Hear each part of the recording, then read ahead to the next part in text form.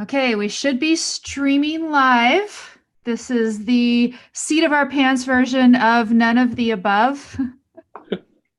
I'm here with James Valliant, and I'm watching just to make sure that we do make it up on YouTube this time. I think we're going to get it right away. Yeah, we're already there. Okay, I need to put us in gallery view. Okay, now we're side by side. We're already there. Okay, I need to put us in gallery view. Okay, now. Oh no, now I've got the audio in the wrong way. Okay, let me fix my audio. This is so much fun. Okay, it all should be good now. So how are you, James? I'm really well. Yes? Much, much better. I had some health problems last week, as you know, and thank you for being so patient with those, but they're all cleared up. I'm feeling great. A lot of people sent me links on how to deal with diverticulitis in an unusual way using kind of the ketogenic approach, as opposed to the approach the doctors tell you in the hospital, and it's worked out really well. I gotta say, I'm feeling better than I have after any such thing happened before with me, so feeling great. That is wonderful. So we are going to cross fingers and hope that it continues for all of us. And I mean, you say I help you out or whatever. Yaron has had this stretch where he's wanted to do shows back to back in a row and stuff, which hadn't happened for so long. And now he's going to be off for another 7 weeks or so. So wow. Yeah. So now you stay healthy. Okay. I promise I'll do my best. But I'm probably not going to be able to do a show next week just because my life and my schedule is bizarre. Right. And everything's crazy, a little bit right now for me. So I figured today, my biggest thing is I have to give James a platform. What in the world? Well, like we were saying, a freewheeling conversation between such brilliant and scintillating conversationalists like ourselves has got to be, worth the price of admission. Okay, but I mean, one thing that I like to do, of course, is I like to steer a conversation at least. So maybe if I'm giving you a platform, but maybe I'm gonna push you in different directions or something. Push. What I like right now, though, this is beautiful. You have your headphones on, so we have an equal amount of geekiness in the display. You've got your big headphones. I got my big headphones. Okay, we're all cool. But the biggest thing is you can hear me. So do you remember our first show? Someone was saying that, I was talking over you a lot or something. And I was talking over you sometimes. So I think there was audio difficulties. Well, it is. It's because you couldn't hear me trying to interrupt you gently like I do. So now you can, and it's beautiful. So we're gonna go good. One question I have for you first, because one of the things I was dealing with this morning was somebody put a thing on Twitter. I'll just leave this right here and then tag my name. And it's some YouTube guy. And he is, by the way, do you consider yourself an obleftivist? Are you one of us, James? Yes. By their definition, it's one of those terms like capitalism that Karl Marx gave us that I think we should embrace. What they're doing is not so much identifying us as being on the left. I mean, it's really hard to think of us as left-wingers in the classical sense. Yes. On the other hand, if they want to announce their own conservatism, that's their doing. So okay. I'll embrace the term for those purposes. Yeah, within a limited sphere.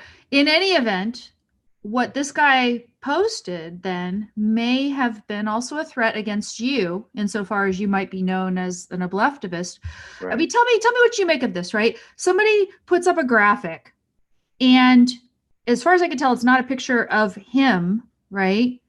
When people post on social media or elsewhere on the internet publicly, some picture of them like holding some big gun and saying that they have something against some person, that's pretty much seen as a threat, okay? A visual threat, yes. You don't need words, just add a couple of harsh words to a picture with a gun and you've made your point. Yeah. And so, okay, so the picture is some guy holding a gun, and he's got like a big rifle, and then he's got the American flag in the other. It's not this guy, this YouTuber, but it says on there the name of this YouTuber, scummy guy, that I'm not going to call him scumbag because he hasn't done the things, but it's like he's threatening. He seems to be threatening. Here's his name, and it says, wants to fight the ableftivists. Mm-hmm. Is that a threat? With a gun? Am I reasonable? Apparently, it's more than verbal. Apparently, it's more than verbal threats that involves weapons. Yeah, more than that, the same guy has declared that Trump is an objectivist in a very forthright way in the last 24 hours. I mean, just nakedly declared Donald Trump to be a capital O objectivist, which kind of tells you where his head's at. Okay, well, you're a prosecutor, so you know this better than I do. I was wondering, am I overreacting? Well, I don't think all these expletives on my Facebook. Right? Yeah, I don't think I don't normally do. But I'm not sure it's a legally actionable terrorist threat. No, but I mean, like a reportable kind of threat, so that you can say this guy poses risk, right? Yeah. I should think it's reportable to Facebook, YouTube, and I don't Twitter, think it's not a criminal offense, because there has to be an element of immediacy. I'm going to get you now, and I'm going to do. Oh no, I didn't think it was a criminal offense in and of itself. Right. A reportable threat, insofar as maybe I could clue in the authorities and things like that, right? Oh yeah, it's worth that. Yeah. Okay. So that was part of my morning. Good morning. Yeah. And so I've started parts of the process and stuff. So yeah. We got Luca over here saying, to a leftivist, he should have known better. He's out of here. So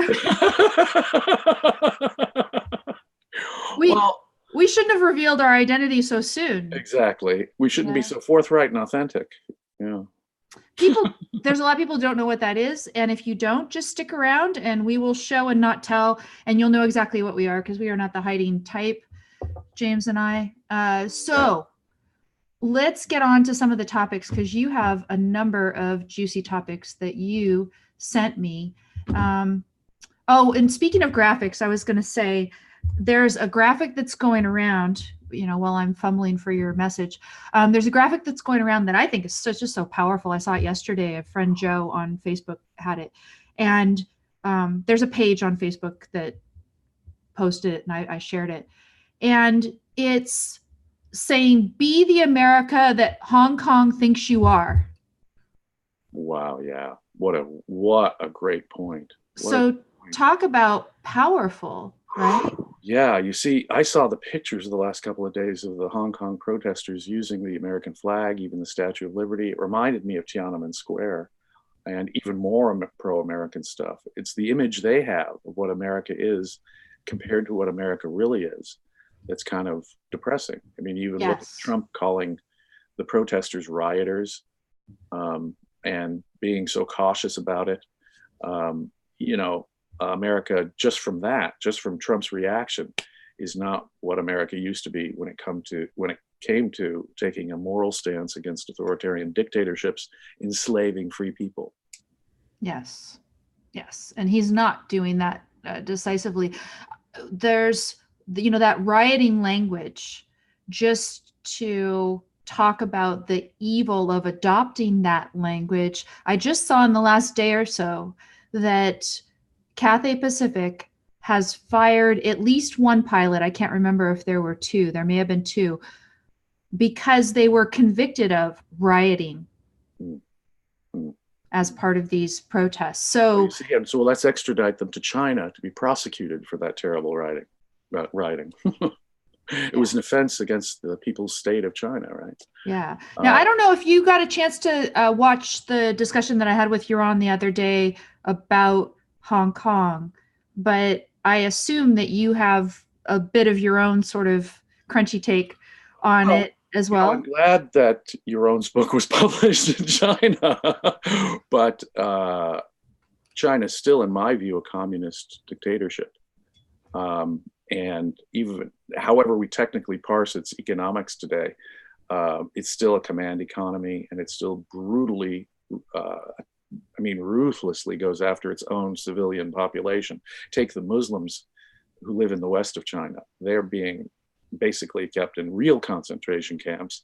And the rumors that I hear about what's going on there are just abysmal. I mean, they torture people, they imprison people, they're persecuting the Muslims within their country.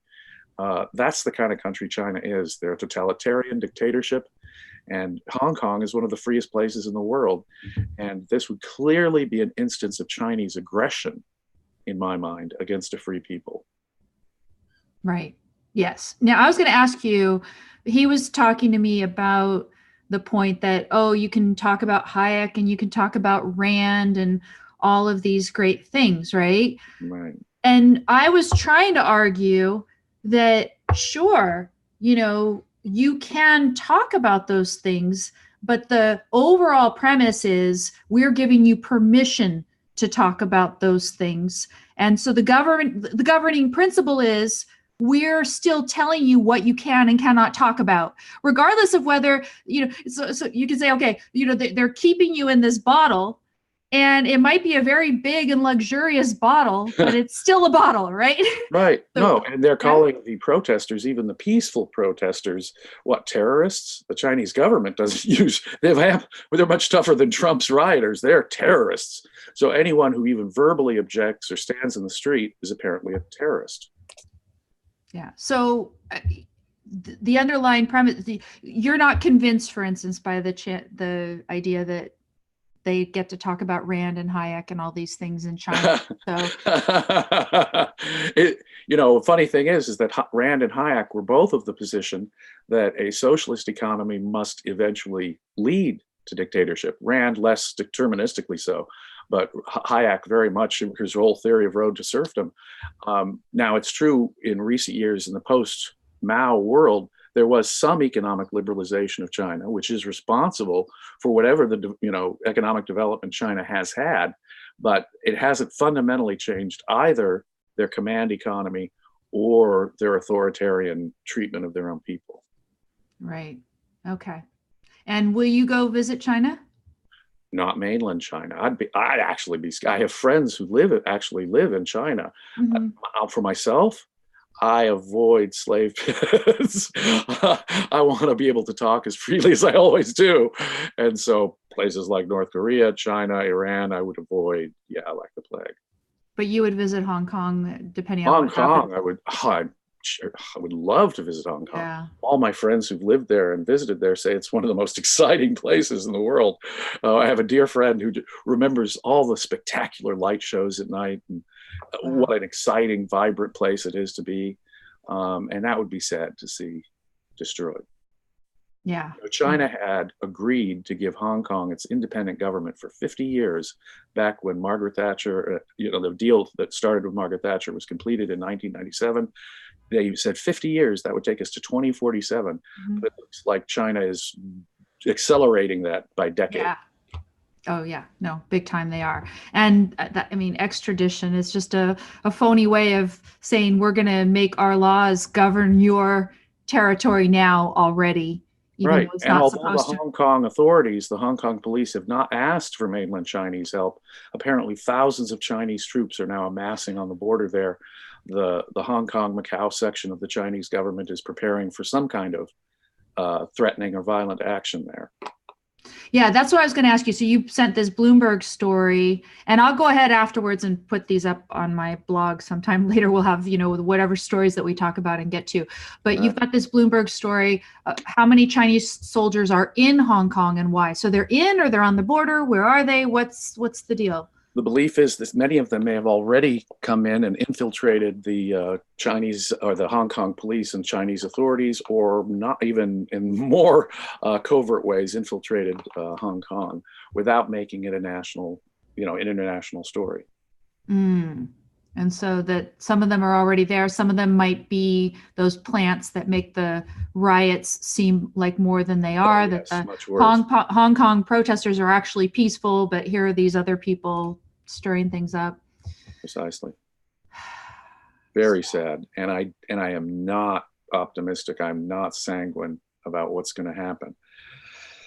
I have to say, I do not think Trump would do anything significant for Hong Kong as he would for trade issues, and it's really kind of sad that Trump would have approached the issue of trade war with everybody, North America, Europe, Japan, tariffs for immigration purposes, tariffs for everything on everybody as a normal tool for dealing with things. But now, when it looks like economic tools might be appropriate to put pressure on China by Hong Yeah. Kong, the whole thing is diluted. And now his whole plans for having an economic deal, which he really wants with this good friend, President Xi of China, he's really afraid that deal might not come through because, well, gee, this Hong Kong thing is really an inconvenience to that deal. No, and I mean, you know how silly and pragmatist he is. There was that story the other day that I was just laughing about hysterically. He's going to put off the latest round of tariffs until after the stores have stocked up for the holidays. Christmas. No, we want the Christmas stuff in there. Christmas trees, electronics. We want that stuff just for Christmas so it doesn't affect the consumer, as the tariffs are now really going to start to affect the consumer. But he doesn't want it quite to affect this Christmas, I think, for next year's election round. He's got to be able to brag about the consumer confidence, as they call it, during the holidays. Get everybody to ignore what's really going on in the world and just spend that money Right. so that he can look good and Right. then get reelected next year. And considering the economy, I mean, his trade policies have had a direct impact on the volatility of capital markets of late, as everyone has seen. And there are even a lot of economists who are now beginning to realize that the economy is fragile and might go into a recession. And that too has affected Trump. He does not want a recession, at least a perceived recession, in an election year next year. I still do think that he has a better than 50-50 chance of winning the presidency, so long as the economy is not perceived as being in recession next year. Right. Now, let me tell you. So, if you were going to try to put a positive spin on this, how many dimensions of the chess game would be required to sort of do that? We've gone from 3D chess to 4D chess. I think we may need to invent a new game. It's gotten so complicated because obviously interaction with China is a very complex thing. They are obviously involved in the stealing of intellectual property. That's important. That can be addressed in various ways, it seems to me. They are clearly the culprits behind North Korea. They are the enablers of all of that. And Trump wants to protect that dictatorship. Wants to secure Kim's regime. So, but don't you know, all they have to do, Jim, is get rid of their nuclear weapons, and then, even though they're a communist, thuggish dictatorship, they can be successful. Oh, and continue to starve and brutalize their own people. But success, I mean, who are you to say what success is for Hong Kong or for any other country, right? Exactly. I mean, geez, the wonderful love letters that Kim sends to Trump. I mean, they're beautiful. They're just beautiful from top to bottom, beautiful. So talking so positively about securing this thuggish dictator's permanent power there, which is apparently one of Trump's stated goals, is very disturbing. So a trade deal with a dictatorship that might not even keep the trade deal, or nuke deal, because they've never kept any deal they've struck in the past, is more important to him than the actual fate of freedom and free trade in the world, because he'd be protecting this dictator with his nuclear powers. Even if his plan came true for a deal with Kim, with whom he's exchanging these beautiful love letters. Yes. So the thought that just came in my mind is, if, and we're all assuming that when really something bad is going to happen in Hong Kong, the sentiment from people here in the United States, how is it going to compare with Tiananmen Square, right? This, when you talk about, one thing that I would talk about with my old show, it was called Don't Let It Go Unheard. It was named after Don't Let It Go. Ayn Rand had this essay where the it in Don't Let It Go is the American sense of life. And part of the American sense of life is a benevolence toward the fellow human being who is a producer, who is also a valuer. These people in Hong Kong, we can see, more than just the graphic with holding up the American flags. These are American in spirit, these people, right? Exactly. More so than a lot of people around the world are, more explicitly. More so than many Americans. Right. And so you would say that, at least in the past, right, with the Tiananmen Square, so many of us were cheering them on. But now we have as our head of state Trump, and I just use that term. I hate calling him president, right? But yeah, he's there. Um, he's someone who's setting this example that Hong Kong doesn't really matter that much. And yeah, he hopes things work out for everybody, including the Chinese that he wants a trade deal from. Um, he's just going to be kind of blasé and not care. I've had people on Twitter just react and say, hey, why do you care about people in Hong Kong? It's not us. And they are us in spirit. They are Right. us in Right. spirit. And for to sit back and to say, oh well, that it doesn't matter, and They've enjoyed free speech, freedom of assembly, free press. They've enjoyed a vibrant free economy in which individual property rights and individual rights in the criminal justice system have been respected now, because their system was basically shaped by the British system that was there before. And so they have, one of the best legal systems in East Asia. And to see a comparatively just system go under to the military aggression of a totalitarian dictatorship that so brutalizes its own people, just take Tiananmen Square, is horrifying. It's not simply a dictatorship suppressing the slaves it already has, like Tiananmen Square, as if that was horrific enough. That was, ghastly enough. But to see China go into a place which now for more than a century has had, a century and a half, has had a comparatively free and open society, go under completely without an American peep,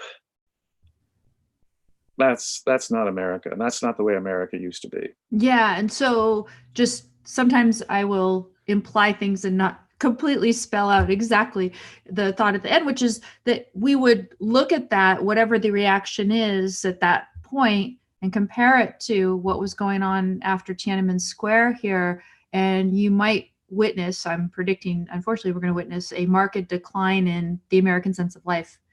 Oh And yeah.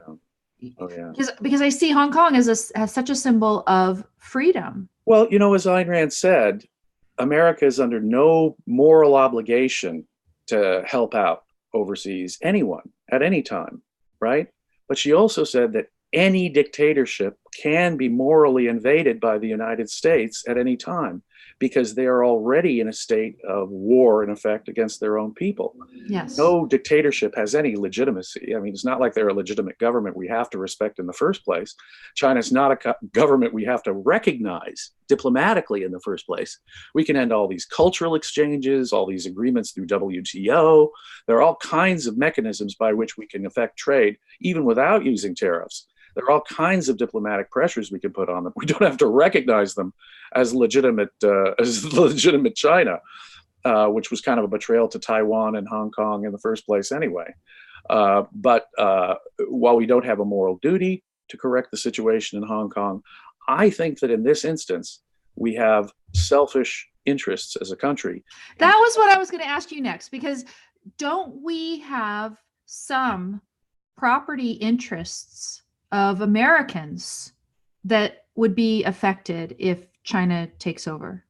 Well, I would say the mere existence of such a comparatively free society in the context of China is something worth protecting, or trying to protect, or doing something, at least doing the Ronald Reagan evil empire stuff. Oh yeah, no, in terms of giving sort of a moral support to right, those at least protesters, a moral support. That's obligatory. He should at least a moral support.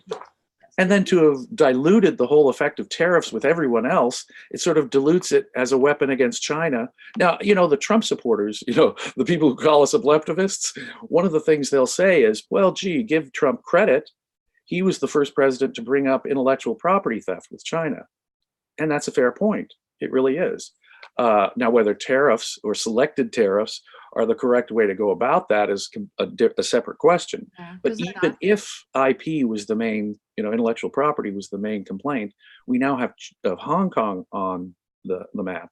And that seems to me as important an issue, given how much trade and interaction we have with Hong Kong, and just the fact that they're a bastion of freedom, supporting American interests, surrounded by hostile states like China. It makes it an important value for at least for us to at least stand up in a moral way and do something about it. But I don't see any of that happening. The IP issue should not be solved by tariffs, because then, Yaron and I have talked about it to death too. It's you're allowing in these, in effect, stolen goods. Right. Because the manufacture of them is based upon theft of ideas. Right. And then you say, oh, well, but we're addressing it because we're letting it in, but we're skimming off the top. And this is the way that I'll keep talking about it this way forever. There's a song by Alice in Chains called Rooster. Right. It's perfect. I'm like, I'm the rooster. All you guys call me a leftovist. I'm the rooster. I'm there. You're trying to make Claire, in fact. Oh, sorry. That was a literary reference to Edmund Rostand. But yeah, I do pop songs. I was just having this conversation earlier. All of my references are pop songs. Mine are to 19th literary. century French plays. You have this erudite, background, and me, I've got pop songs. So I'm throwing them at you. But my brain is still working. So, but no, I'm out here saying the truth. And the truth that I want to keep repeating is that all Trump's doing is, in effect, allowing the stolen goods through and skimming off the top. And then Americans are paying the tax. He keeps boasting about how much revenue the government is collecting and how he can send those revenues straight to the farmers who are negatively affected by his tariffs, so that he can not only have tariffs, but subsidies the very trade policies in China that he objects to. yes. So if China wants to shoot itself in the foot by taxing its people with tariffs and making it harder for them, the Chinese consumer, Trump's idea is to respond by shooting ourselves in the foot by making it more expensive for American consumers to buy cheap foreign products. That'll really show them by making us pay more taxes, right? Right. But not just that, right? That he's bragging about all the money that's being taken in from Americans. He's not telling us really where it's going. I mean, it's obvious where some of it's going. It's all those farmers that he's retweeting because of their support out there on Twitter. So that's where some of it's going. But now he's got, like somehow a bunch of, what do you call it? Mad money, right? He's raking it in. He's so happy that he's raking it in. He's got all this mad money. It's this fund. And I guess he's deciding he's going to play real estate developer or something, because the next topic I wanted to talk about with you is this trial balloon that was floated out there about we're going to purchase Greenland or something. What? I'm sorry, I had to laugh so hard. There was one really clever meme or joke. Only one? Oh yeah, Trump is planning on buying Greenland, improving the hardwood floors, improving the fixtures, and flipping it for a profit. Because he's a wheeler dealer real estate guy. Okay. Perhaps he's got a flip in mind. Fix the hardwood floors, put in some new fixtures, and totally flip the house. So yesterday I'm out on Twitter, and Ben Shapiro tweets something like, if you are against United States buying if you're against us buying Greenland, you hate America. Right? Hate America because we don't want Greenland. I didn't know quite what to make of it, because he defends Trump, kind of more than I would. But in this case, I figured out within about a minute or so that he was clearly joking. But I had to just pause for a minute there. I was really want to check with the Danish government of the Greenland population on that. Yeah. And I have such a soft spot for Denmark and Copenhagen in particular. Yes. It's like, but okay, but no, let me tell you, okay, so I went through the whole discussion with people. It's not a proper function of government to be a real estate developer. Yes, okay, maybe you have to start a country by buying a certain amount of territory, but this is not contiguous, and we can go through all of those different things. But I'll give you, devil's advocate sort of argument. We are in a horrible situation right now. Not one that Trump is helping, mind you, but it was also contributed to by all of his predecessors, and it is the national debt. No. National debt is huge. Now, one argument is, given that we have all this debt, even if he's got all this mad money to play with from the tariffs, he shouldn't be spending it buying Greenland, right? Right. However, Absolutely. My God, look at the national debt. And he's been even more reckless than Obama on spending. we Am have I gonna- billions, but I'm not going to throw it in to pay any part of the national debt. Right. But so here's the thought, right? This is the sort of devil's advocate argument for buying Greenland, which is just otherwise ridiculous. What if he is going to then develop all the oil and gas that I hear that there's these oil and gas reserves and that the Danish are not developing them and there's all this money to be made? What if he says, okay, and if Trump did this, I might support it. You can argue against me. Here we go. Okay. Suppose I'm coming out for Trump buying Greenland, damn it. Okay, so here it goes. Suppose Trump says, I'm sorry. No, Okay. Amy, it's manifest destiny. God meant America to spread not only to the West Coast, I'm try to make the argument. Greenland and the Arctic Circle. I'm going to try to make the argument without laughing. Okay, here it is. Right. Because I swear on anything you give me, I would maybe support this. Right. Suppose Trump says it's not normally a proper function of government to be a real estate developer.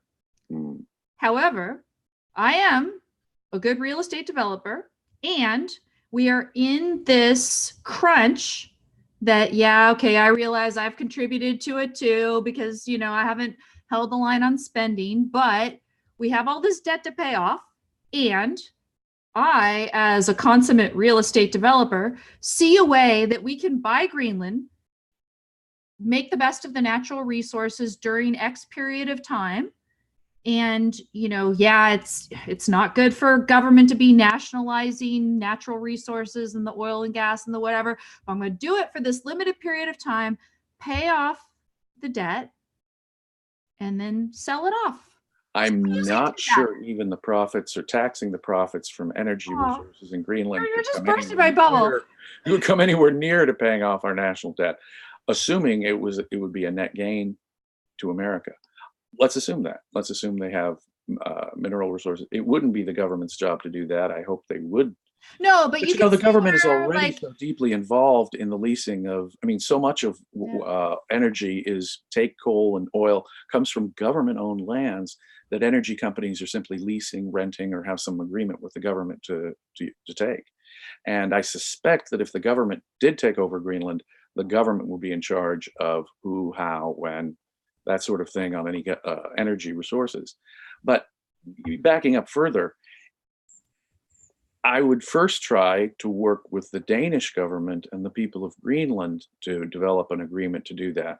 If their own environmental concerns, which would probably be unreasonable, prevent that, I see nothing wrong with, say, making an offer, you know, if, you know, there was some kind of calculation.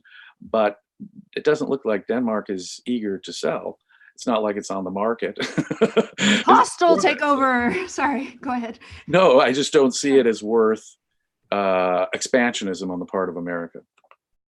Right. You know, and I don't even know enough to have a great discussion about it, but maybe at the beginning of the founding of a country, there is some proper role for a government to buy a certain amount of territory and then do the Homesteading Act, and, you know, right. Homesteading Act was great, and I basically agreed with the principle of westward expansion. France had only a nominal claim over the Louisiana territory.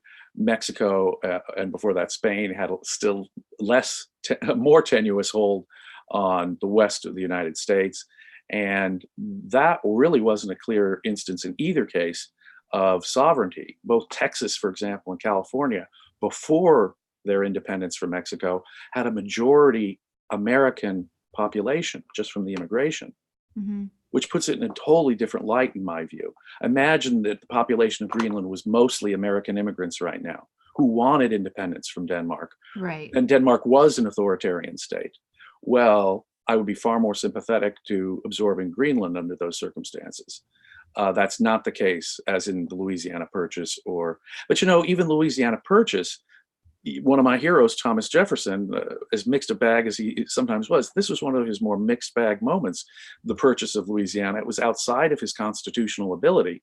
It worked out for America because France lost its claim to territories that America was starting to settle anyway. Right. And they lost their artificial claim, it seems to me, to the middle third of America.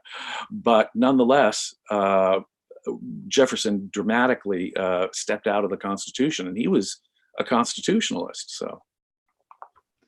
So if Jefferson, what's good for Jefferson is good for Trump. If he could only be like Jefferson in every other Well, way. as I said, I had my huge preamble to under what conditions I might support this, but you're basically bursting the bubble that there wouldn't be enough money there to make a significant dent in the debt. Wouldn't Denmark ask for whatever profits we could get from it to a large extent as the price? I mean, what is the price of Greenland but the natural resources that are there? Yeah. I'm not sure it would be even a net plus, but Trump is such a great wheeler and dealer. I don't know. And real estate wheeler and dealer, like I said, could be a successful flip. There is no better real estate developer. He is the only one who can do this. You know it, right? Right, obviously. So, okay. Well, I tried. I did. What can you think of another argument for it? Oh, I had another one, which was if you could tell me that there was a national security interest in us having Greenland. But what would the national security interest be? I mean, it's not contiguous. It's kind of between us and some people over there. And it's owned by a NATO ally of ours, Denmark. Yeah. I mean, I don't see any threat there. Denmark cooperates They'll let us put whatever bases we want there if we compensate them or whatever, right? So right. I don't theoretically get the idea at all.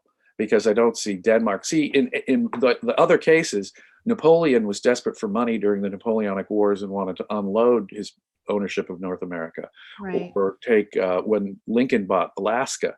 Again, Russia wanted to unload Alaska where they didn't have a lot of settlers. This is not a situation where Denmark, a peaceful ally of ours, a cooperating ally of ours, wants to dump Denmark or Greenland. So I don't see the point. Yeah. I'd much rather we just kind of transport a lot of Copenhagen over here. Well, if we could only have as free market an economy as they do in most Scandinavian countries, would be a dramatic step in the direction of capitalism. Oh my gosh, so crazy, so crazy. So let me get back. The myth that Scandinavia is somehow this ideal socialist world is just that, a total myth anyway. Places like Norway and Denmark apparently have some of the freest economies in the world, in some respects more capitalistic than the United States' economy. Yeah, which is kind of nuts. I mean, it's always disheartening when you look at those rankings that they put out, the freest economically or, freedom index sort of things. And America has been dropping and dropping and dropping. What are we? Where are we in the top 20 still? Last I checked, I think we were in the top 20. Okay. But the Scandinavian countries beat us. Hong Kong beats us. New Zealand beats us. So there are several countries in the world now that apparently are much easier to do business in and have lower business costs. And speaking of government spending, a more responsible fiscal policy. We should buy Hong Kong. Hey, that is actually a pretty good idea. Those are people who identify with us. Those are people who want independence from the native population is calling for independence from their technical sovereign, mainland China. That would be actually a good place for us to say, hey, we'll take over management so that they get the freedom they apparently want as they're waving American flags. That would make far more moral sense to me than the purchase of Greenland. Well, so then maybe allied territory. He's floating Greenland, but really what he's going to do is he's going to buy Hong Kong and make nice with his friend Xi. Right. And what? No, but okay. So I thought, this is perfect, right? United States buys Hong Kong, but are we going to keep Hong Kong free? Even? Wow. Wow, what a good question. Would we have a two systems, one country approach like China agreed to? Hong Kong, you don't We have would to be have to. We just would as have to right America. now. Obviously, the Freedom Index tells you that we would have to have a two systems Right, just as the British worked out with China. because we are not the America that Hong Kong. That's the Yeah, sad thing. right? That really is the sad thing. Wouldn't it be lovely if we didn't have, if we became more capitalist, if we started adopting more Hong Kong policies? I think I'd advocate two countries, one system, the Hong Kong economic system. Yeah. Yeah. I mean, the point I was going to make really, someone was talking about, well, yeah, we have equal right to go in and help people in Hong Kong, kind of push back against China, just as much as we would have the moral right to invade Venezuela. Venezuela has got a lot of good people. I'm not sure if they are as principled ideologically as the people in Hong Kong. I'm pretty sure they're not. Even the opposition groups in Venezuela are pretty well socialist. I don't think they're as authoritarian as the current regime, but they don't inspire a lot of confidence in terms of bringing back individual rights, capitalism, and basic freedoms. Yeah. So for me, the argument, so Hong Kong over Venezuela, I think just because they're more principled. Also, one of the main arguments for example, getting involved in buying Greenland or getting involved in Venezuela is supposed to be the resources, the oil and gas resources. But to me, human capital over resources. Yeah. And the people of Hong Kong and their freedom over some trade deal. Should I not even use that term though? Human capital, is that a really bad Marxist term? That does either. Left-wing economists have long since regarded people as sort of a natural resource. Yeah. That is deeply offensive. They are the source of creative productivity. They're not just a resource. And to treat them like some form of capital, like some farm tool, is, I think, to fall into the language of the left, treating people like, material resources. Yeah. So people over material resources. Not even people even doesn't sound nice enough. Human beings. Human individuals who long for liberty, yeah, who've lived under liberty and who are longing for liberty and are willing to take risks for that liberty. We're going to turn our back on them. Yeah. So we should buy Hong Kong. That's what we should do. Right. You gave me a story that to me sounds extremely interesting, and to me, I think it also has some implications for other things that we can flex our oblectivist muscles about. So we may as well go for it here. The reason.com article that you sent, the headline is "Why Governments Should Not Bar Entry Based on Political Views." And it's spurred by this recent story. There's a couple congresswomen who were being denied, or have they still been denied entry to Israel because of their political views? Last I heard, there have been discussions back and forth, but last I heard, they are still banned. Okay. Trump, said he thought it would be weakness on the part of Israel to allow them in. And when it looked like one of the Muslim congresswomen, she has family there, was just trying to visit a grandmother or something, there was a lot of hemming and hawing. But Israel, I think, had a good response. I'm not sure a sufficient response, but a good response. They weren't coming there to visit grandma or to have a vacation in Tel Aviv. They were there to rabble rouse among the Palestinians in occupied territories. Now remember, Palestinians, when you're on with me, James, I've got to set the rules here. You just do this each time. Palestinians, yes. That's the rules, okay? Right. You're absolutely right. It is an artificial term, but the term that's most commonly used. Let's put it this way: the people in the occupied areas in Gaza and the West Bank, if they were there to just try and get support for their effort, because both of them have stated a desire to ban Israel as if they were a communist dictatorship or the apartheid in South Africa. These congresswomen want to ban Israel, the most civilized country by far in the Middle East, despite the fact, of course, that these occupied territories have been offered their independence some 20 years ago and rejected it because they don't want Israel to exist at all. And somehow Israel are the bad guys, and they were there basically to rabble rouse. And rabble rousing among the population in the occupied territories means violence and death to Israelis. So there's sort of a good point that the Israeli government raises. If you're here simply to cause trouble, to encourage a ban on our country, Israel, or to stimulate more violence among those in the occupied territories, please don't come. Right.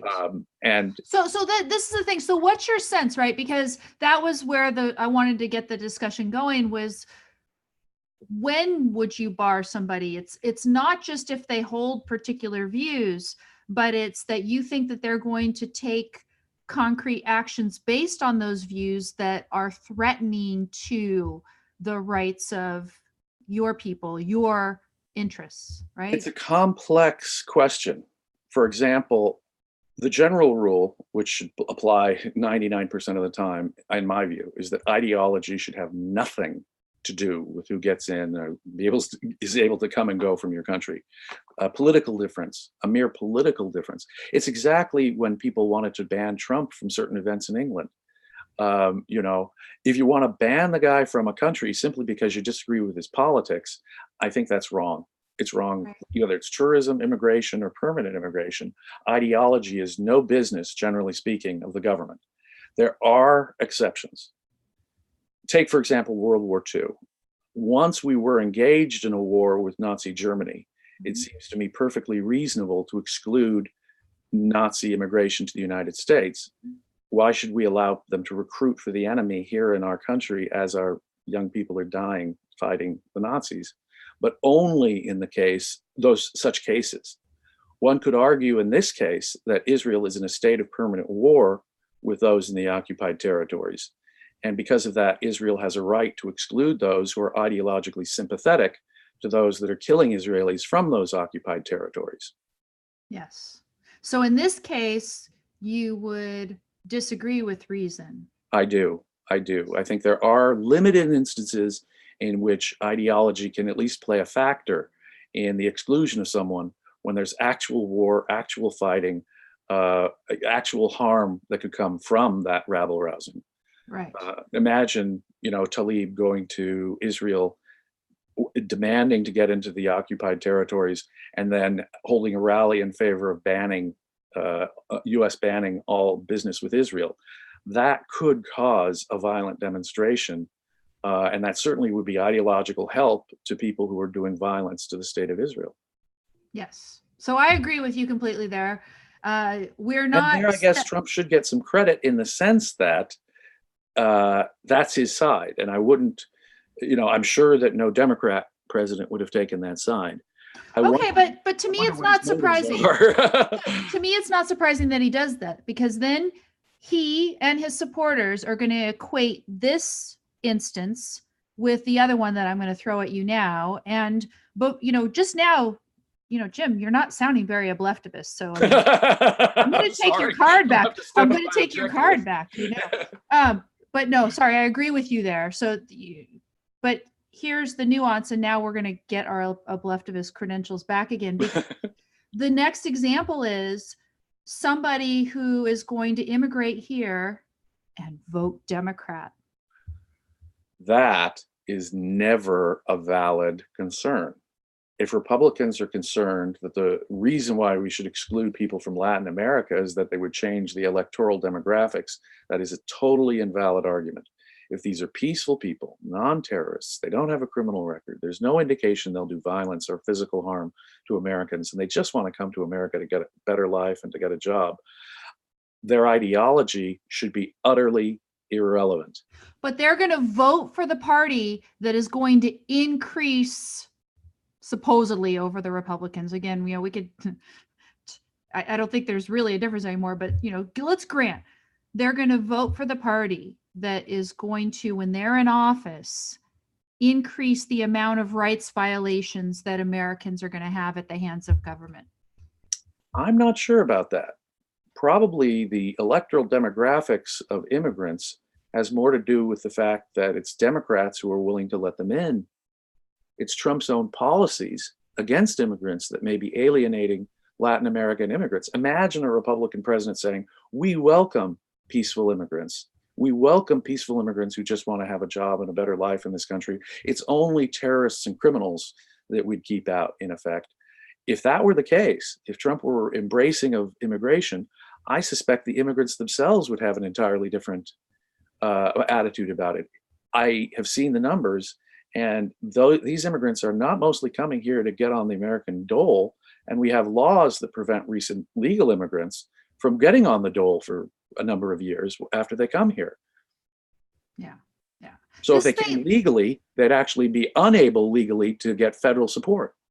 This thing that Trump's guy, I forget what office he holds on immigration, but they had announced this policy about you can come, but not if you're going to be on the dole, et cetera. Is that new? Is there something new that they've No, announced? this has been long-standing law. In fact, your immigration. It's been a news item as if it's new. Say you're a temporary legal resident and you want to get permanent legal residency status, or you're a permanent legal resident and you want to get citizenship status. One of the things that can prevent that from happening is whether or not you ever received federal aid of any kind. And the government regulations as they exist right now prevent people from having an improved immigration status if they have accepted government help. And that's just one of the rules about legal immigrants not being able to obtain welfare for 5 years or so forth, unless it's catastrophic medical aid, things like Medicaid and so forth. Okay. Recent immigrants, if they're legally here, are excluded from getting any government dole. So it's the fact that illegals are here that allows them to take advantage of the system. Had Trump's changed the status and made them legal residents, we could much more easily prevent them from going on the dole the minute they get to America. Okay. It's filled with all kinds of irony here, as far as I'm concerned. It's Trump's own attitudes that I think condition the attitudes of immigrants politically. And then if they were here legally, we would have legal means to prevent them from going on the dole for a number of years. Okay, so that's interesting. And then, so the thought that comes to my mind was, well, of course, you don't want to offer freebies to people to come in the country. You just come here and then you can get freebies. That's a bad thing. So it's good to cut that off. At the same time, right now, because there is so much statism and there is so much entrenchment of government, you have to be so much more wealthy and productive to be an immigrant who's going to come here and avoid all resource to different types of government That is true. benefits. I'm not unmindful of the fact that we have a welfare state, and that is in direct policy conflict, in my view, with the idea of being more open to more, peaceful immigrants, which is unfortunate. There is such a conflict, and maybe we need to amplify the laws that would prevent immigrants from receiving government dole or help of any kind. Right, but I guess I was saying more. Okay, so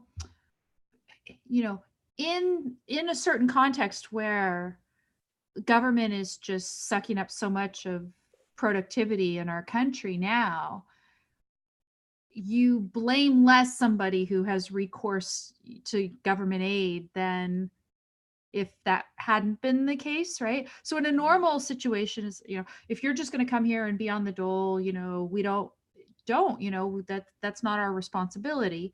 Right. As and when just so many more people don't have other options available to them because government has taken them away, you tend not to blame so much. So whereas again, normally I'm saying no, it's sort of like people say, oh well, Trump is going to keep some version of Obamacare, right? Keep some version. It's going to be Trump care. It's going to be Trump Pelosi care, whatever it's going to be. And he's going to say, abortions won't be covered. Right?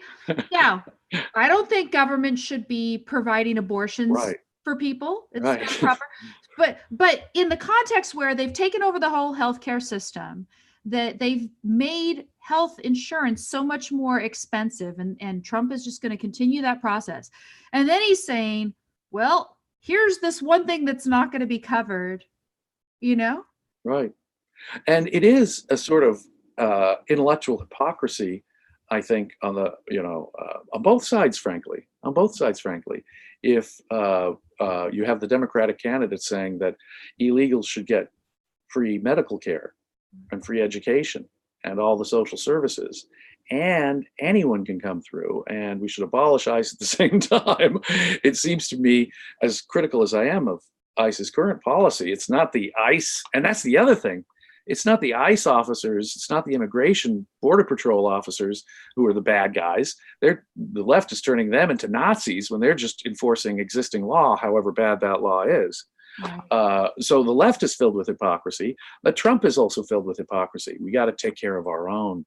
We got to provide everyone with health insurance here. And one of the great obstacles in his mind to that is allowing unlimited immigration. No, they're both inconsistent, I think, in their policies. Yes. Logically. Definitely. So I guess really my kind of niggling sense is I'm not so hostile to immigrants who resort to some public aid in the overall context of government having messed up everything and making it harder for people to be productive and just go on their own steam. Absolutely, that's absolutely correct. That's all. We hold it against the immigrants for our policy anyway. Yeah. So, yeah. Okay. I think we've said all of our leftist stuff about. Yeah. Well, the point I would make too is that, Trump's proposed Muslim ban way back when he came into office, there was a certain logic to not allowing unrestricted immigration from certain Muslim countries. And some of the countries on the list weren't even Muslim countries. It was identified countries that he had an immigration ban on the thought that we were having military problems from terrorists and others coming from those countries. That is an entirely different logical argument than say, let's keep out Latin Americans who just want a job here. Yeah. I don't get the connection. Not at all. Not at all. So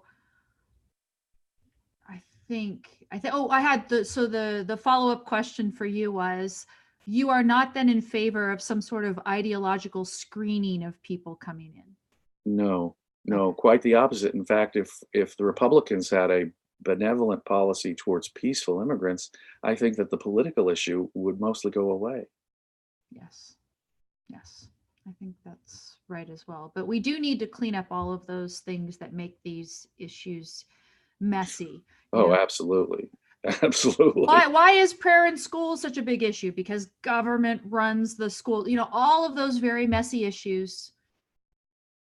Abortion funded by under Trump care or whatever, The minute government provides health care, it enters a world of moral questions that are none of the government's business, such as abortion, assisted suicide, who should get the most expensive, medical treatments right now in terms of priorities, prioritizing life and death. So the minute the government takes over healthcare, it's involved in moral issues that should be none of the government's business. It's the same with education. The minute they open their mouth to start educating our children, then of course, everything they do. If you're an atheist parent, you have a right to complain if they do pray. And if you're a Christian parent, you can say, hey, I want my kid to pray every day in school. But the government is taking a stand because it's running the schools. Yes. And any stand the government takes at that point is wrong. It shouldn't take a stand at all about the moral education of children, or whether abortions, are done at this hospital. Those are just not the government's business. But once it enters those businesses, it must invade personal freedom. It must make anti-abortion people either pay for abortion or pro-abortion people not. It must make important decisions that are moral and none of the state's business. Exactly. Yep. That's where we are. Bree over here in the YouTube chat says both sides would agree to ban objectivist immigrants. I think that's true. In fact, Trump would probably have someone at Google and Facebook making sure that conservatives got representation, but that objectivists were identified as a bannable hate group. Did I tell you that I think I'm on some list for monitoring on Twitter? My little post that wouldn't surprise me at all, Amy. So, I've been talking about, You've got to be at least shadow banned there, baby. I think I'm probably shy about, but okay, bulk metadata collection, right? Right. Um, I have been an outspoken critic of it forever. We I'm got the most interesting private message on our None of the Above page at Facebook from someone. After our first discussion about how the government should stay out of big tech, we actually got a private message from someone who said, "Would you be willing to join me in our antitrust case against Google?" To which I quickly responded, "No, thank you for the offer, though, but would you be willing to join us in a petition to abolish antitrust laws?" To which he responded, "Are you insane? I'm going after one of the, quote, biggest effing companies in the universe." To which I responded, "Well, universe is a big place."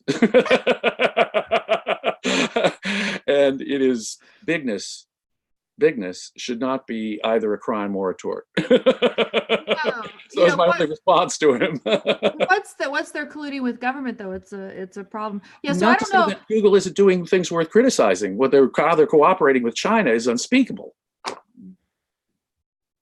But antitrust isn't the solution any more than usually tariffs are a solution to anything. So No. Yeah, no, we'll ask them if they want to join me when I'm going to go after challenging the FTC Facebook consent right, order. right.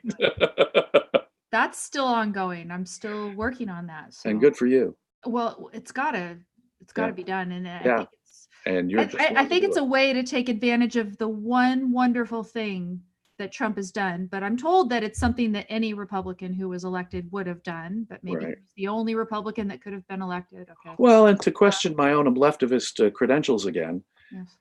I have to concede that if Hillary Clinton were the president right now, I didn't vote for her any more than I voted for Trump.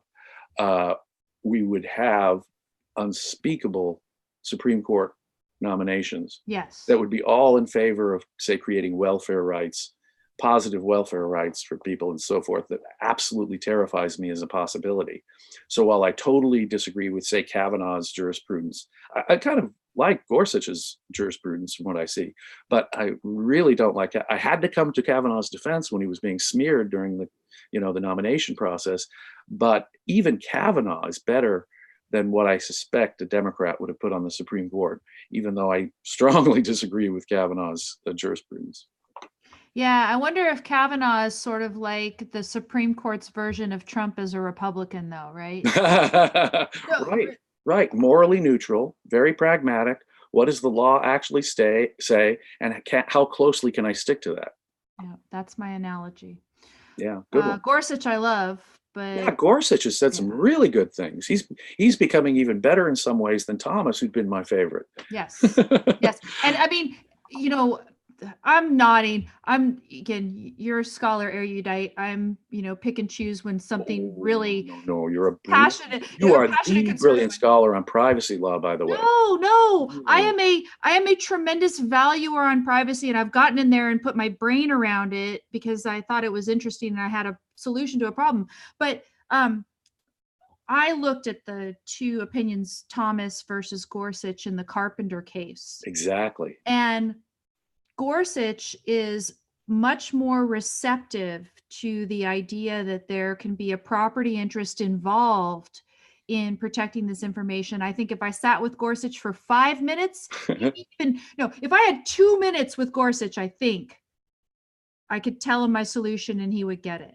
Right. Like that. We've got to arrange a private lunch between you and Justice Gorsuch. So this is part of the whole FTC Facebook thing that I want to get this up there eventually, right? I think Gorsuch seems to be actually more open-minded to ideas about individual rights and freedom and property rights and privacy in a principled way, the limits of government, than just about any justice we've seen in a little while. Yeah. No, excellent. So we have to give credit where it's due for that. I think Trump gets at least some credit. That was a brilliant move on his part during the campaign. Everyone could see that he wasn't a free market Republican. Everyone could see that he wasn't a principled Republican like Goldwater or even Reagan. So he had to reassure the Republican base. And the way he principally did that was to provide the list that the Federalist Society had provided for potential nominees. And he's basically picked his judges from that list. And in doing that and in keeping that promise, he's dramatically secured strangely enough, the evangelical base, when Trump is nothing like an evangelical right winger or a principled right winger of any kind, whether libertarian or Christian. Right. So Federalist Society, they're the ones we get to blame. Is that it? Yes. What credit there is and what blame there is. Okay. Let's see. It seems that I have Trump supporters already coming to my Facebook page to argue against me. And I have, Of course there are. my mouse frozen. I want to pick out some other stories that are, you know what, let me ask you this. You know, I had a little bit of discussion with you on Facebook this morning about this. I post this GFDA stuff. Good effing, I'm not going to say it. Yes. We have to categorize our YouTube video in some category if I say the word here. Design advice, you know, GFDA. And the story is, again, that I discovered these people because Johnny Ive, the brilliant designer from Apple, they did a little story on him, actually a big long article on him. And they observed that in his office at Apple, he had a GFDA poster. And what GFDA does is they provide advice, just like, you know, it's sort of motivational advice, just like so many other people do. You know, there's tons of outlets for motivational advice, but theirs is often funny and it's laced with profanity.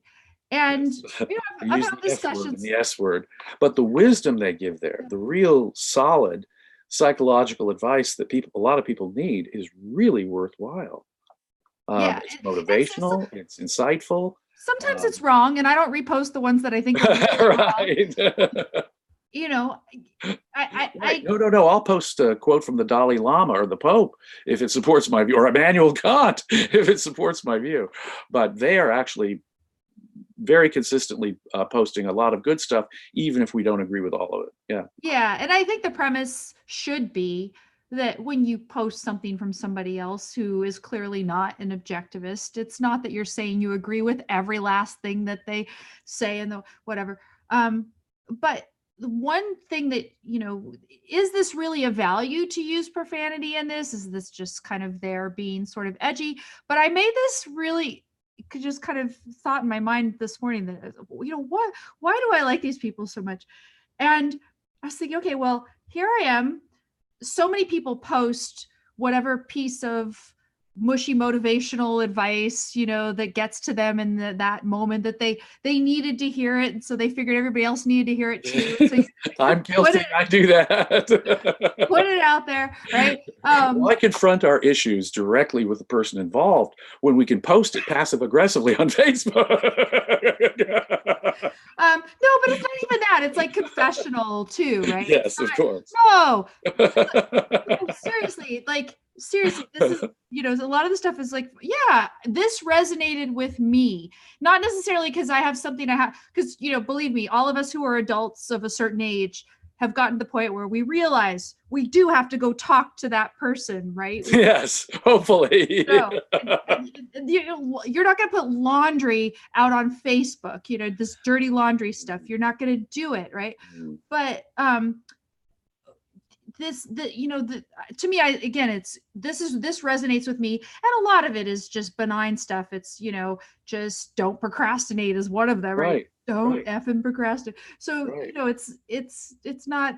If they're saying get over something and move on, or if they're saying be yourself, or if they're saying don't care what others are doing, if you really believe in what you're doing, just do it, stuff like that, then it's motivation for our independence. It's motivation to resist social pressure. And I get that a lot from them. And that's a very positive message to be sending out, generally speaking. So tell me if you think I'm right, because this came to me today. So maybe I like this because it allows me to sort of be the mushy person that shares this. But hide behind them. They said the F word. They said it offensively. I kind of agree with what they're saying. Well, no, but it's like, if I put it out there with all the F word stuff, then the focus is more on it's the F word and it's edgy and it's funny. And it's like not me actually saying, hey, here's this thing that resonated with me. Like, I don't have to I'm hiding a little, is all I'm saying. Is that, And it's well, probably it, right? That's it. I don't think you would use the F word if you were to No, compose but I don't. That's the whole thing. yourself. I don't. Now, I used it this morning because of that guy who I saw as threatening me. Well, yes. If he's threatening, then a sharp response is appropriate. But if you're making some general advice, be yourself or don't compromise, and you use the F word in the process, I don't think you would do that in a general meme. So it's not so much hiding as it's just agreeing with the sentiment, forcefully put, and pay attention. The F word is simply sort of like an exclamation point to say, and I really mean this, and don't be trapped by this. So, and profanity, I don't have much of a problem with profanity. I mean, I usually agree that it's bad writing. There's usually a better word. Mhm. If that's the appropriate word, use it. I'm not a big profanity fan, but I also don't think that we should be censoring or concerned about. I mean, I hear from 8-year-old kids profanity that I never heard from my male buddies when they were drinking. So today, so standards do change linguistically as well. I guess the sense with the advice about whether it's effective to use it in this context is that it's supposed to kind of jar the brain a little bit and help this sort of message, because again, the kind of motivational messages that they give are not so different from anybody else. Sometimes we could say that they seem to really get it more than a lot of other outlets for motivational messages. There's some nice stuff there, nice formulations that aren't necessarily profane, particularly in this one that I had today on Instagram. People can go check it out. But that it maybe helps it penetrate the brain a little bit differently than all the other millions of times that you've heard whatever that message is. Well, you know what General Patton said? Huh. He was asked why he sweared so much when he gave speeches to his soldiers, and he said he wanted to get the message through good and strong, and so that everyone understood that he meant it, even the folks in the back who weren't kind of paying attention. So he would, throw a GD at them or something, call them bastards or something, and get their attention. And today, I think more and more, linguistic standards have changed that if you really want to get someone's attention, that's a way of doing it, especially in a one-liner meme. But it is also true, though, that if you use the terms too much, then it loses all effect. Absolutely. And plus, it just makes you a potty mouth and right. Gross. Is it always necessary? I mean, on the rare occasion, use it. You said it very well there. It's overused, and that's what diminishes its impact. Mm-hmm. I want those words to have impact so that on the rare occasion when I do use them, it gets the person's attention. Yeah. Yeah. And so like this morning, I was using so much profanity on that one thread about the threat as well. He's threatening and he's holding a gun. So yeah, so that's the occasion. So yeah, it's not me, but I still think that's part of what I'm doing. I'm kind of it's a diversion, it's a distraction as well. Yeah. In that context of me sharing, look, this resonated with me today. I really needed to hear this today. That's what the straightforward person would post. Yes. And here I'm like, yeah, I'm so cool. I'm posting this edgy thing. So I all of every awesome edgy aspect I had to me is now gone, James. Why are you on here with me? I'm so bored now. All of my tricks have now been revealed.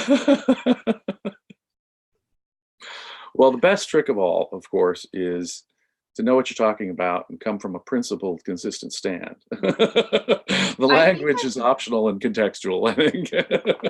I think I do that. And really, that's, integrity was a part of this morning. Right.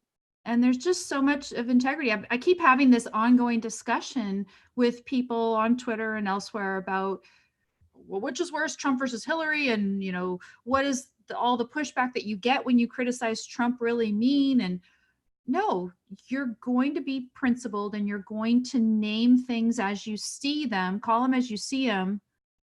If you, see yourself as a person who finds a value in that, whose absolutely job it is to do that, right? We're talking about not just principled Republicans, but let's say principled objectivists who do not see that Trump, for example, is the least free market Republican, at least in his language, that we've had ever, maybe, for the last 100 years at least.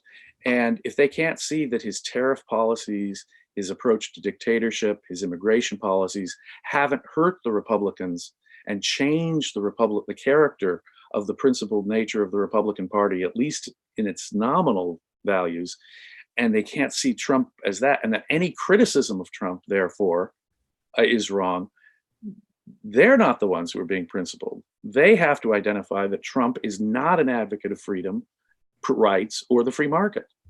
Yes, yes. And so the thing that I've been trying to formulate, and I don't know if I've done a great job of it in the last couple days or so, when you talk about, well, so which is the biggest threat? Is it the Democrats or the Trump Republicans?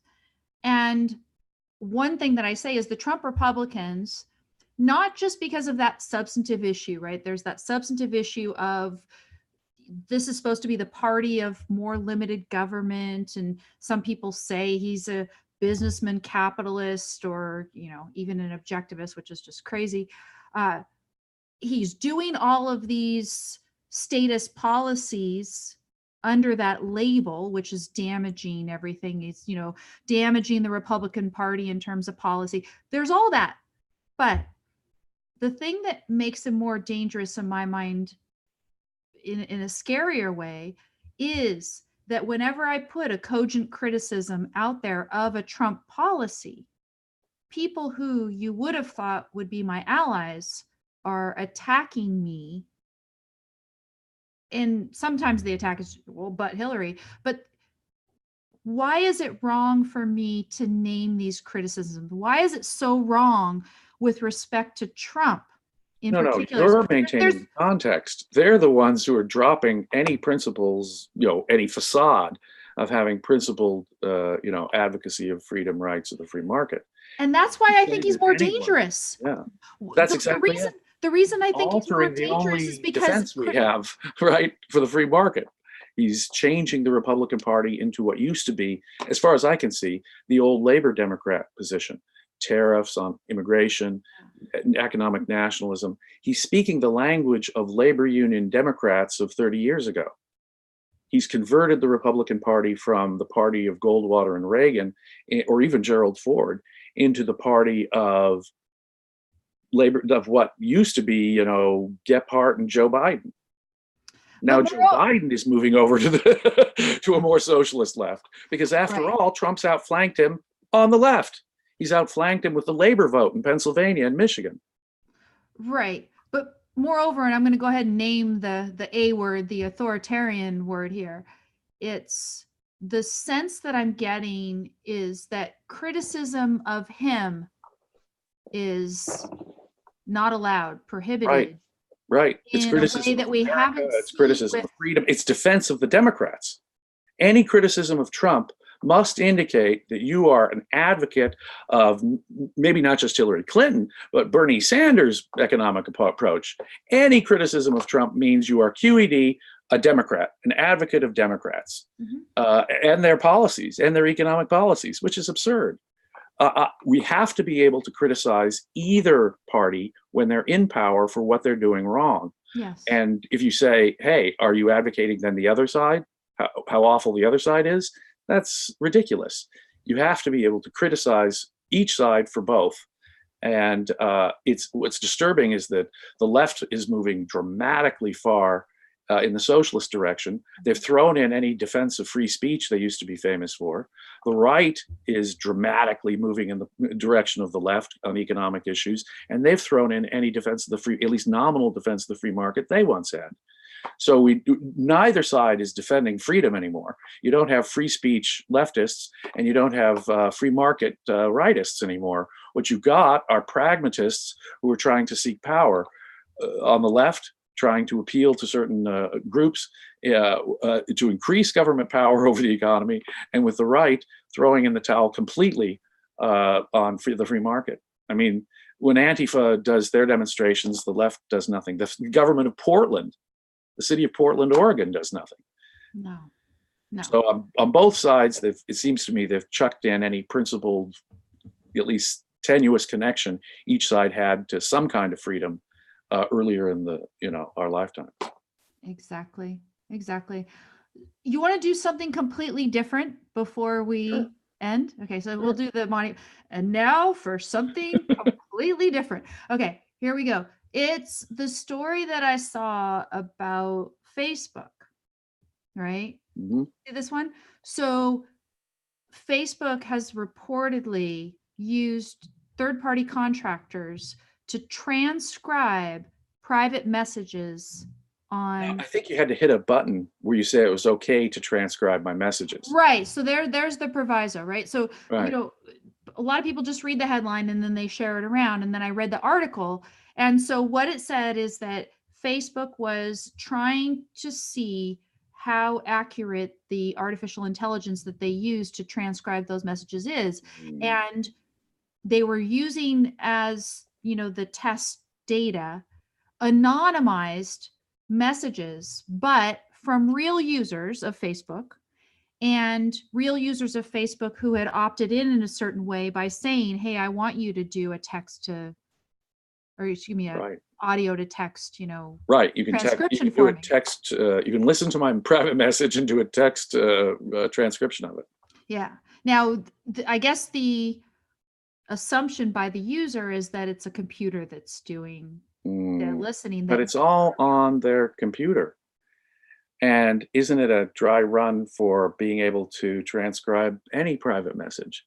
And since the government is getting access to maybe, Facebook's yeah, information, then can Facebook say, "Hey, I want those or can the government say to Facebook, the government say to Facebook, I want transcriptions of private conversations that you have." yes, That's scary. That's without a very, very warrant. scary. Well, and I know that not always, but some of my messages on Facebook, they're private. I mean, I wouldn't be embarrassed if others found out about them because I think I'm a good person, but it's my private business. Yeah. And I don't want the government being able to look into a private conversation that I'm having with my wife or my oldest friend. I mean, that's an invasion of my privacy. Yes, no, and that should not be at all. And that's the sort of thing that I want to go ahead and fight with this.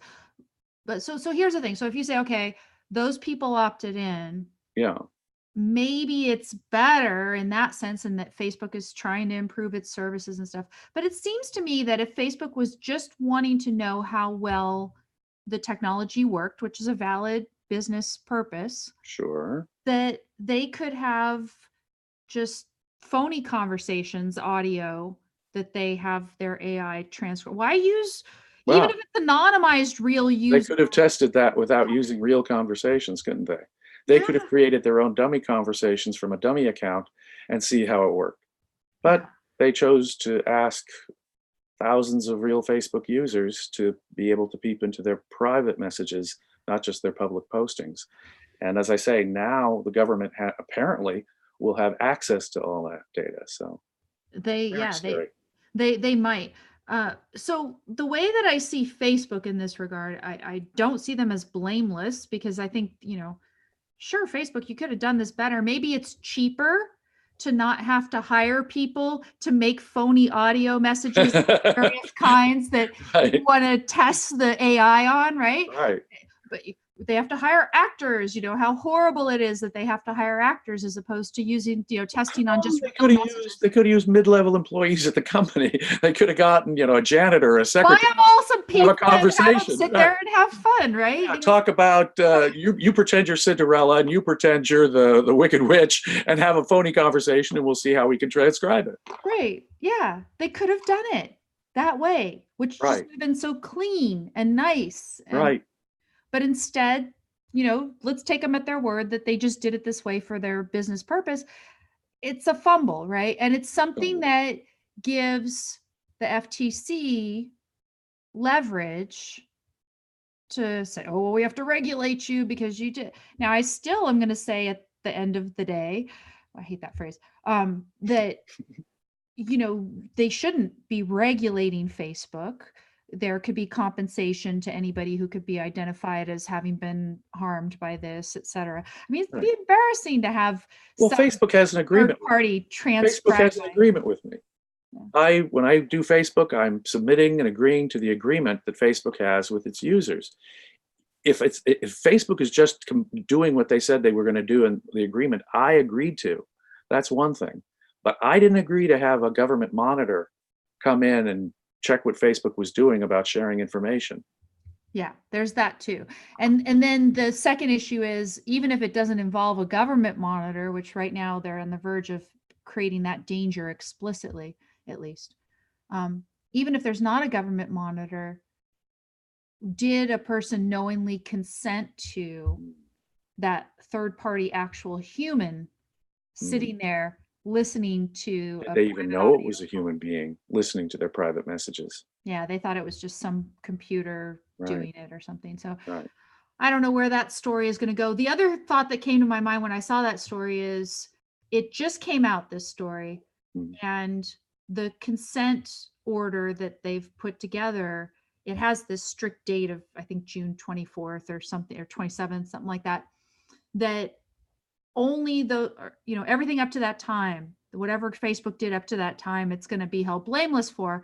So there's going to be a huge incentive for Facebook to want that order to Oh, yeah. stand. Oh, yeah. We Okay. can avoid any Cambridge Analytica suits at all in the future now, or any individual suits or class action suits at all now. Yeah. So Yeah. the thought that came to my mind is, this conduct that's just been the subject of a news story in the last couple of days, Yeah. is it something that Facebook would be absolved of any blame for, thanks to this order under the Right. FTC? Right. And if so, that's going to make Facebook want to fight me in trying to oppose the government takeover of Facebook. Right. And they'll have a legal argument. Awesome, right? Lovely. Well, not a legal argument, but they have an incentive. I don't think they have a Incentive to make the legal argument at the least, yes. incentive to make whatever Well, given the fact lousy that argument. Sorry. given the fact that they were just exempted from this agreement, they could, and that's very often what government regulations do. It'll create an artificial standard, and all the company or the defendant in a civil suit has to do is say, "Hey, I was complying with the government regulations. It doesn't Yes. matter the harm I caused or the dishonesty that I used, so long as I complied with the government regulations." And then, of course, there's the other side of it, which doesn't really care about corporate fault and imposes strict liability if there's any harm, whatever the company's fault. Yes. So companies are sort of have two guns to their heads and are basically agents for the government when both guns are pointed at them. Yes. And the order, if it stands, does one thing along those lines that you're saying, in terms of giving Facebook a pass for doing something that you and I might not like, Mhm. which is this issue of metadata. So it explicitly gives permission for Facebook to retain all the metadata for communications, anything you post on Facebook, whatever you delete, so long as you don't deactivate and delete your whole account. So if you decided, say, Jim, you said, okay, well, I know it's coming, you've got, FTC and DOJ are going to be having access to all my Facebook data because of this order. It's coming down the pipe. And, I don't want to get rid of Facebook. Facebook's a tremendous value to me, but I want to go in there and just get rid of some things selectively that are just really private to me. It's not like they're incriminating, but it's like, like you said, I've got some private conversation with my wife or whatever in there, and I don't want the government.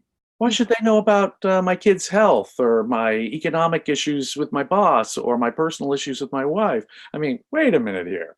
Those are really personal issues. Yeah. Yeah. So And even if it's just metadata, they're finding out the clicks that I'm clicking on, the people I'm talking to, how many messages I'm making. Even that is an invasion of my privacy, but it's also the foot in the door. Mhm. If metadata, why not others? Why not the content? Yeah. Yeah. But yeah, so the order says explicitly Facebook can retain that metadata if you don't delete your whole account. That is ridiculous. And that is an alteration, of course, of the agreement that I started with Facebook on. So Well, of course, they say they can change the terms of service at any time. sure. And I'm the one who's got to opt out. But when it involves the government, in a suit of the government that they had and government agents coming in there, there's really, I have the choice of either take Facebook's agreement with the government or leave it, and the government shouldn't have been there at all. No, exactly. And then that's one way in which, if this order is imposed without the opportunity to challenge it, at least Right, our interests have not been adequately represented one bit. right, right. Us as users, our interests have not been adequately represented, and Exactly. that's something that needs to be made clear. One, kind of a nerdy point that I have in my mind is whether that provision in the order conflicts with under the GDPR, and I think even before the GDPR, as part of European law generally, they have a right to be forgotten. Mm. That they say that, that you could go to a company who's got this data about you, and as long as there's not some sort of legal action pending or, potential for legal action. Yeah.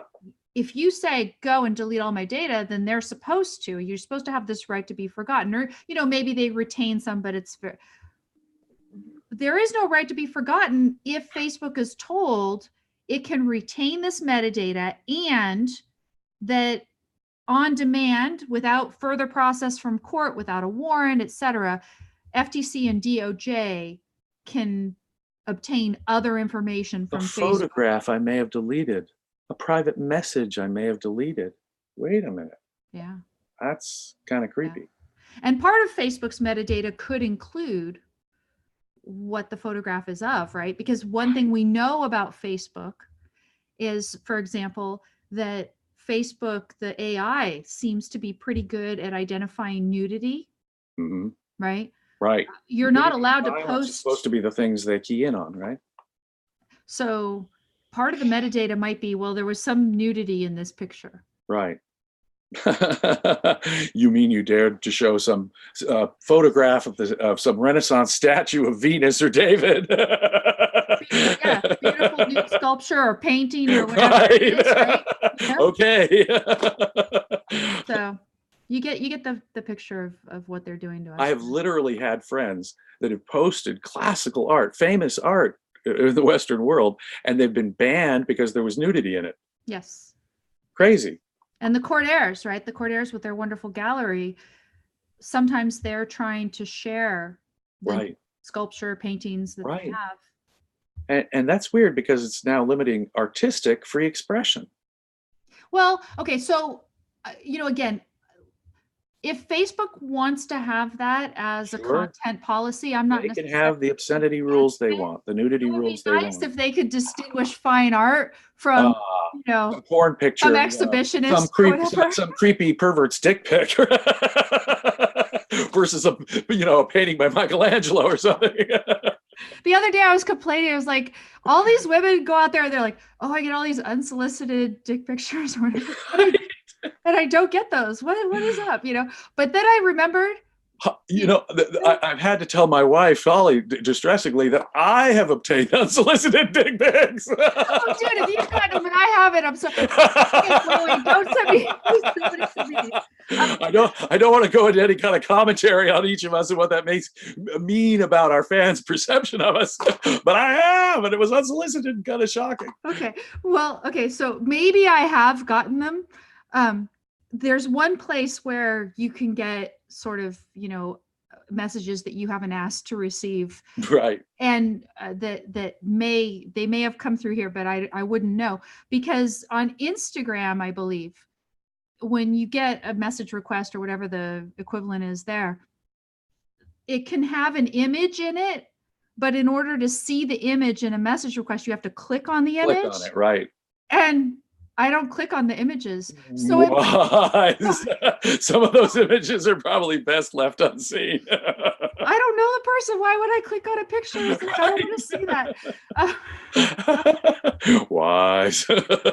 So maybe I'm not as neglected. You probably get a lot more attention that way than I do, Amy.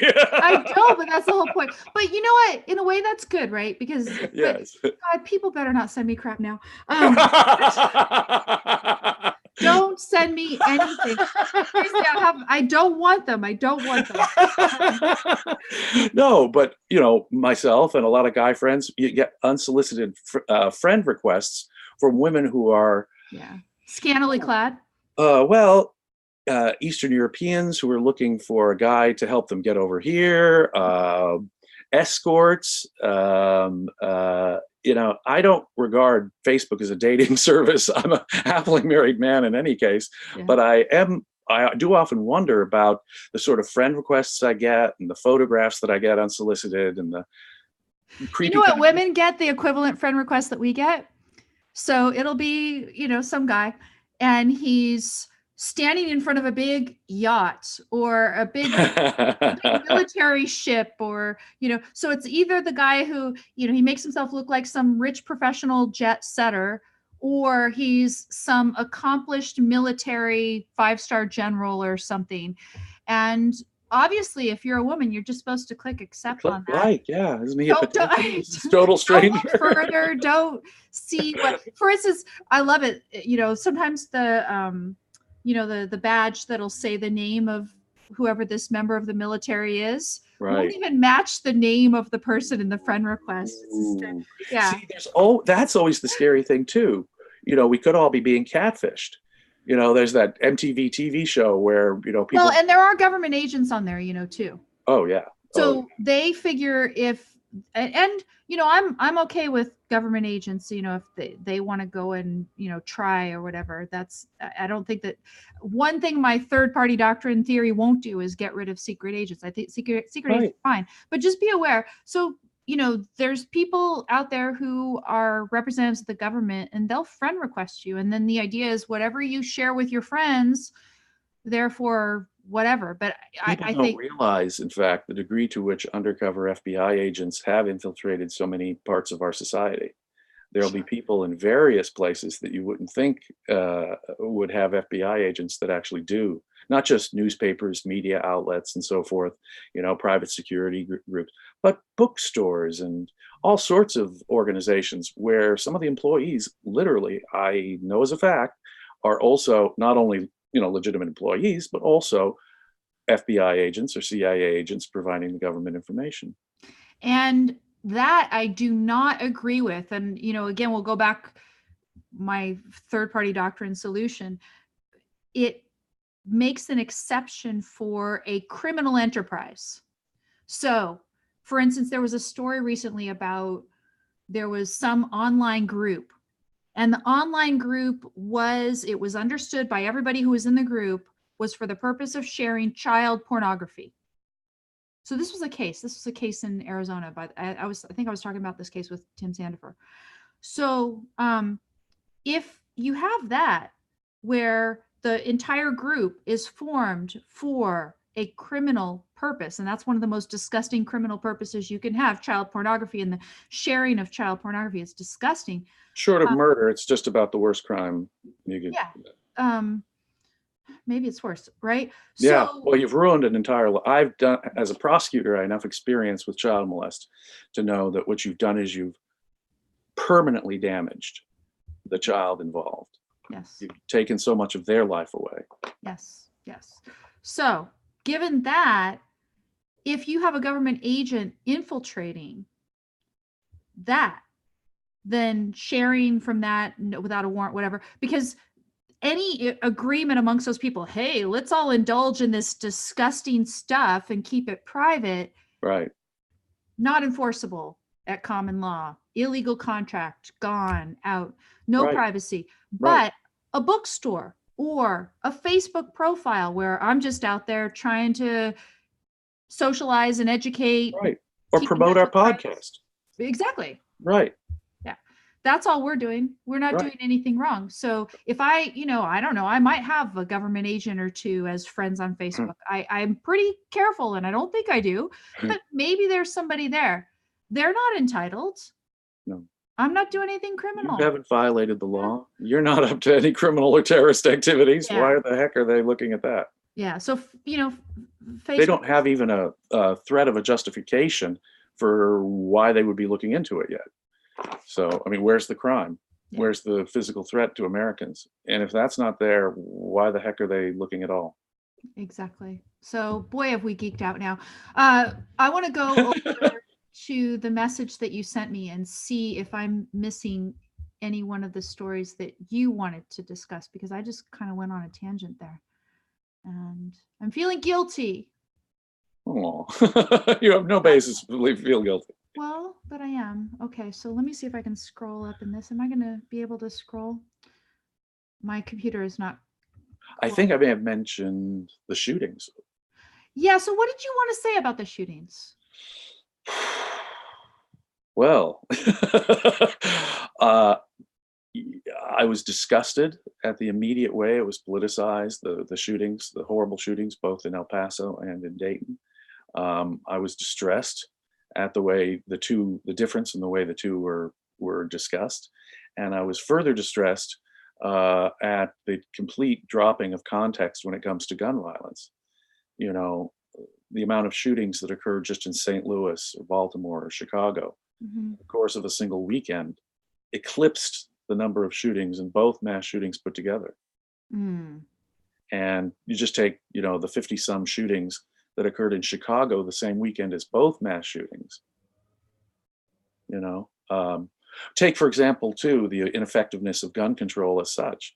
London has basically got the same violent crime rate, murder rate that New York City does. Mm-hmm. Now, London has some of the most strict gun control laws in the world, of course. And yet, New York's pretty though their strict. murder rate was greater than that of New York City, this year it's on schedule to be about the same. Gun control has zero to do with violent crime directly. In fact, as for the last 20, 30 years, as gun ownership has increased, gun crimes have significantly decreased overall, and gun accidents have even significantly decreased over time.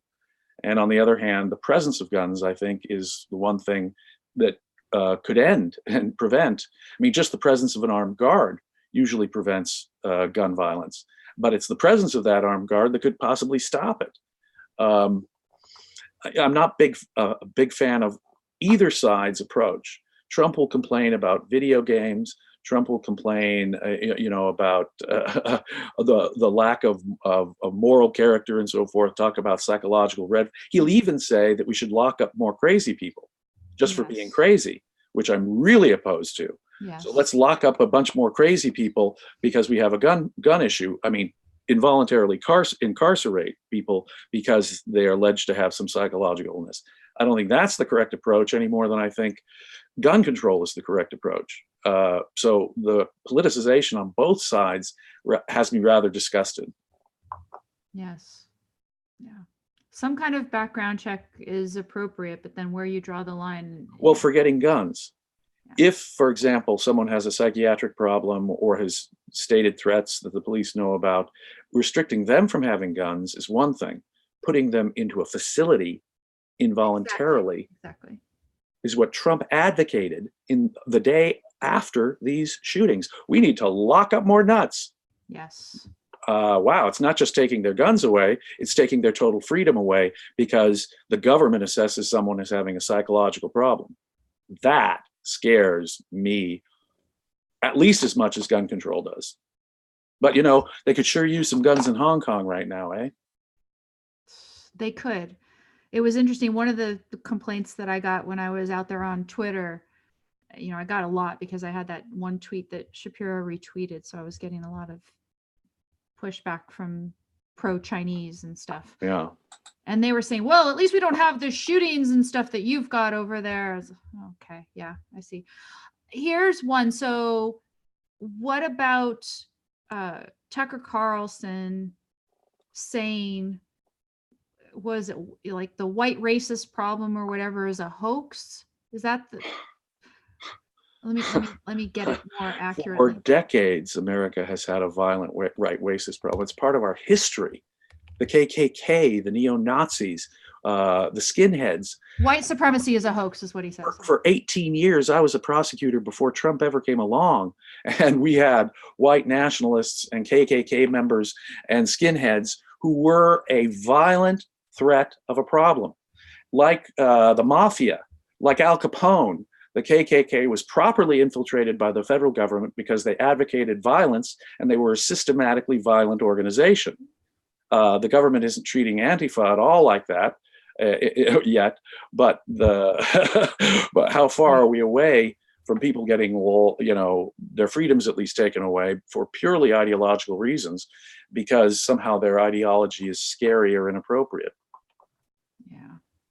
So, but the idea of the hoax, in some sense, you don't necessarily think it's not a hoax. It's not a hoax, but We've had someone during Trump's first 2 years in office. We had a synagogue shot up by an anti-Semite. We had a white nationalist in El Paso have a shoot up. In New Zealand, we had a right-wing crazed idiot doing that. To say that white nationalism is not a violent problem right now is to stick your head in the sand like an ostrich.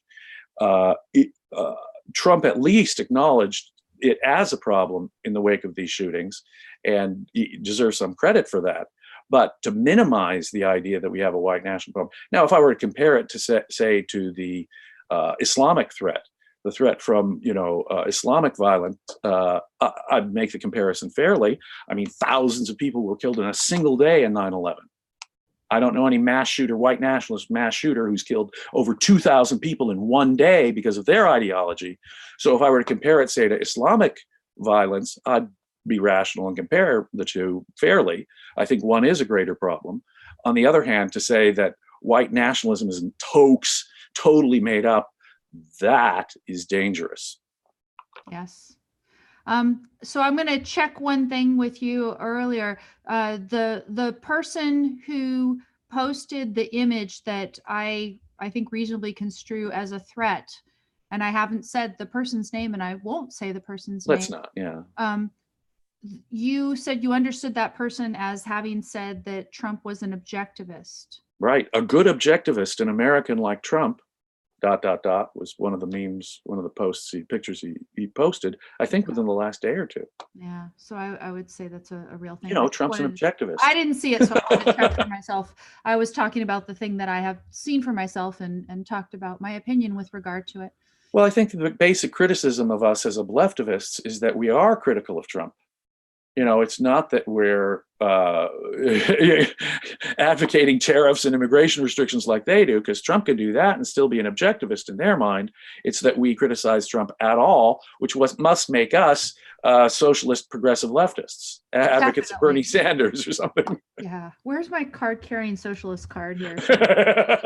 I don't remember signing up. I gotta have it somewhere. I know. And I am constantly being critical of the left. I was harshly critical of Hillary Clinton during the campaign, as you know, but that doesn't buy you any credit with these, Trump fanatics who claim to be friends of Ayn Rand, who will not permit any criticism of Trump. What or about you're some kind of Marxist. My answering AOC, and I've made fun of Bernie Sanders here and there and the stuff. No. No.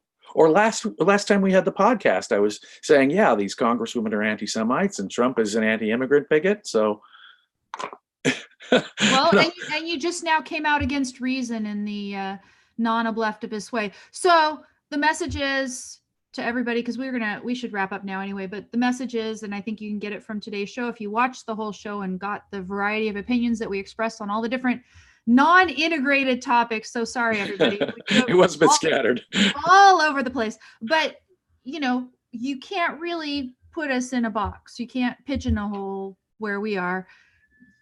As if we're supposed to be a leftivist, we're supposed to be leftists of some kind, then why would we disagree with reason, for example, on that issue about... No, we are none of the above. Yeah. Proudly so. Yeah, definitely. So thank you so much. And as I said, I don't think I'm going to be able to do a show next week, but can we please do one the week after, sir? Yes, please. And the rest of the time that your own's out, let's make sure we fill the week with something. Yes, definitely. Oh no, every single week, let's do it. Okay. Cool. Yeah. Thank you, Love sir. it. So 2 weeks, not from today, but probably the Wednesday. Wednesday, probably. So about, okay. Yeah, nearly 2 weeks from now, we'll do it. No, this is great. This is always such fun, Amy. Thank you so much. Thanks, everybody. We're going to go. Take care. Thanks.